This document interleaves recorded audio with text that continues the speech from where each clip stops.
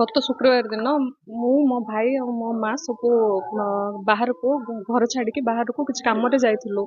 12 तारीख दिन आसिक देखिलु जे आम घर ताला भंगा होता और आलमारी भी भांगिकी आम समस्त सुना गहना आउ लैपटॉप सब सामान नहीं जाइए चोर मैंने शुणिकी देखिकी सांगे सांगे मु आसिकी थाना रे एफआईआर देलु तापर 2-3 दिन पर पुलिस टीम सब रिकवरी कले और मत आज हैंडओवर कर हार चोरी होता हार 3टा हार चूड़ी पाउंजी आउ फिंगर रिंग सब चोरी होता अन्य सब सुना सामान अप्रोक्सीमेटली 9 to 10 लाख हम मोर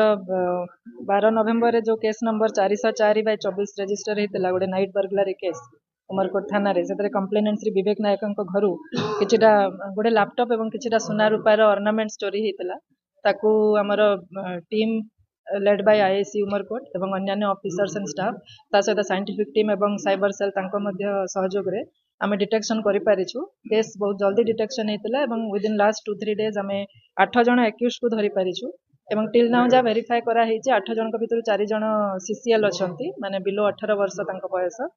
आउ जहाँ जिनस चोरी होता सुना ऑर्नामेंट रूपा ऑर्नामेंट ता सहित गोटे लैपटॉप सबू जिनस रिकवरी मध्य हो जाइछि टिल नाउ आमर आमे भाबिछु सबू हो जाइछंती एप्रिहेंड अन्य केही एक्यूज एथिरे इन्वॉल्व थिबार ए जाय हमको इन्वेस्टिगेशन रे आसी ना आउ जदि अन्य किए थिबे सेटा लेटर ऑन जना पड़िबो बट आम हिसाब रे टिल नाउ सबू धरा पड़ी जाइछ इन्वॉल्वमेंट अंडर वेरिफिकेशन सेटा ए जाय जना पड़ी ना।